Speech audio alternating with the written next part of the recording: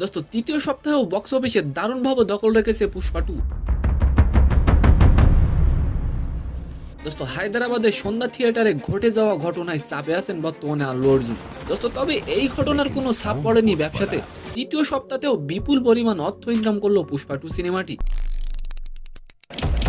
And second নিউজটি থাকবে দোস্ত, নির্বাচন নিয়ে রাজনৈতিক দলগুলো অধৈর্য হওয়ায় সংস্কার কাজ বাধাগ্রস্ত হচ্ছে। দোস্ত আসিফ মাহমুদ সাংবাদিকদের প্রশ্নের এমন উত্তর দিল যেটি শুনলে আপনি অবাক হয়ে যাবেন।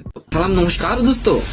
দোস্ত পুষ্পা 2 সিনেমাটি 5ই ডিসেম্বর দেশব্যাপী মুক্তি পেয়েছে। দোস্ত মুক্তির 20 দিন পর ভারতীয় বক্স অফিসে এখন পর্যন্ত 1089 কোটি টাকা আয় করেছে পুষ্পা 2।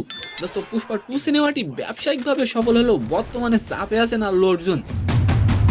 দোস্ত হায়দ্রাবাদের পুষ্পা 2 এর প্রিমিয়ার শোতে পদপিষ্ট হয়ে এক মহিলার মৃত্যু হয়, যার জন্য মঙ্গলবার আল্লু অর্জুনকে আবারও থানায় ডেকে পাঠানো হয়। দোস্ত পুষ্পা 2 কি পারবে ভারতীয় বক্স অফিসের দিক দিয়ে 1 নম্বর সিনেমা হতে? অবশ্যই কমেন্ট করে যাবেন। দোস্ত মুক্তির 20 দিন পরও তৃতীয় মঙ্গলবার ছবিটি ইনকাম করেছে 14 কোটি 25 লক্ষ টাকা। দোস্ত পুষ্পা ছবিটি বিশ্বব্যাপী দারুণ পারফর্ম করেছে। দোস্ত পুষ্পা টিমের দাবি ইতিমধ্যে বিশ্বব্যাপী পুষ্পা সিনেমাটি 1500 কোটি টাকা ছাড়িয়েছে। দোস্ত সেকেন্ড নিউজটি হলো, নির্বাচন নিয়ে রাজনৈতিক দলগুলো অধৈর্য হওয়ায় সংস্কার কাজ বাধাগ্রস্ত হচ্ছে বলে মন্তব্য করেছেন আসিফ মাহমুদ। দোস্ত সাংবাদিকদের প্রশ্নের জবাবে বলেন, নির্বাচনের সময়টা নির্ভর করবে সংস্কারের কার্যক্রমের উপর। দোস্ত আসিফ মাহমুদ বলেন, সংস্কার কমিশনগুলো তো দ্রুত রিপোর্ট দেওয়ার পর দলগুলোর সাথে আলোচনার মাধ্যমে সরকার সংস্কার বাস্তবায়নের দিকে এগোবে। তাই আসিফ মাহমুদ সকলকে ধৈর্য ধরতে বললেন। তো সম্মানিত দর্শক, আজকের ভিডিওটি কেমন লাগলো অবশ্যই কমেন্ট বক্সে জানাবেন। আর ভিডিওটি যদি ভালো লাগে অবশ্যই একটি লাইক দিয়ে আমাদের চ্যানেলটিকে সাবস্ক্রাইব করে দিবেন। ধন্যবাদ।